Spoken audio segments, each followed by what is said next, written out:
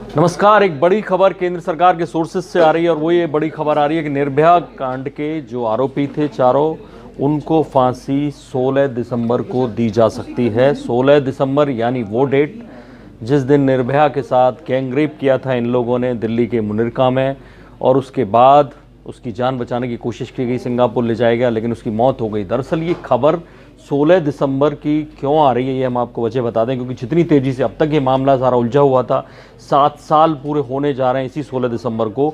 और ऐसे में जो चारों आरोपी थे, हालांकि आरोपी 6 थे, राम सिंह ने फांसी लगा के आत्महत्या कर ली थी जेल में, और जबकि एक दूसरा जो लड़का था वो नाबालिग था, वो छूट गया अपनी सज़ा के बाद बालिग होते ही। ऐसे में जो 4 बचे थे, मुकेश, अक्षय, पवन और विनय शर्मा, इनमें से मर्सी पिटीशन दाखिल करने का इनको एक मौका मिला था, जिसमें से विनय शर्मा ने मर्सी पिटीशन डाली थी। पहले दिल्ली सरकार के गृह मंत्रालय को देखनी थी, दिल्ली सरकार को उसने मर्सी पिटीशन डाली, उसमें काफ़ी वक्त लग गया। दिल्ली सरकार ने वो मर्सी पिटीशन इंतज़ार करवाती रही दिल्ली सरकार, उसको ना रिजेक्ट किया ना ओके किया।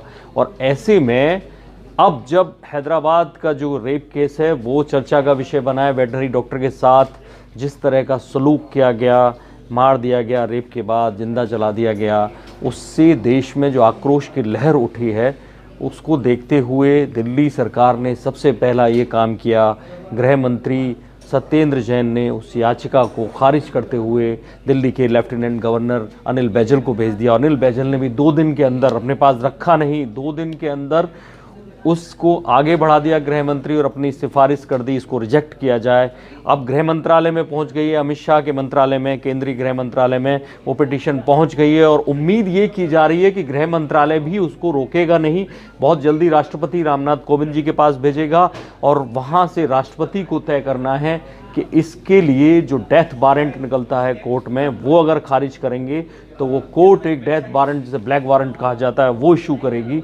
और इसमें जितनी तेज़ी से एलजी ने काम किया है दिल्ली के, उसी तेज़ी से उम्मीद की जा रही है कि अमित शाह का मंत्रालय भी करेगा, और उसके बाद राष्ट्रपति भी तुरंत इस पर, एक तरह से जिस तरह का देश का माहौल है, लगता नहीं है कि राष्ट्रपति इसको रोकेंगे, वो तुरंत करेंगे और फिर 16 दिसंबर को फांसी दी जा सकती है। क्योंकि देश का जिस तरह का माहौल है, संसद में जिस तरह से हंगामा हो रहा है, पूरे देश में अलग अलग जगह प्रोटेस्ट हो रहे हैं, जितने भी महिलाओं को लेकर जो अत्याचार है उन पर, उनको लेकर तमाम देश में बहस चल रही है, सोशल मीडिया पर बहस चल रही है, उसे लगता नहीं है कि सरकार रोकेगी। ऐसे में सरकार के अंदर ये राय बन रही है कि 16 दिसंबर ही वो डेट है जिस दिन देश को, निर्भया को सच्ची श्रद्धांजलि देनी चाहिए, और सरकार ये मौका चूकना नहीं चाहती। लेकिन इसमें एक इशू ये आ सकता है कि एक पुराना सुप्रीम कोर्ट का ऑर्डर है कि फांसी के मामलों में अगर राष्ट्रपति दया याचिका खारिज करते हैं तो 14 दिन का उनको वक्त देना चाहिए। लेकिन ये इसकी स्टडी की जा रही है कि ये किस केस में दिया गया था,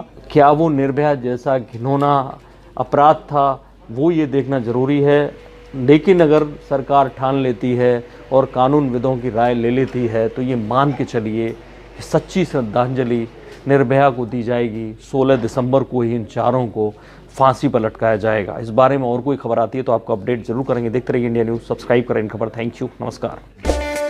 इन खबर चैनल को सब्सक्राइब करें और बेल आइकन दबाना ना भूलें।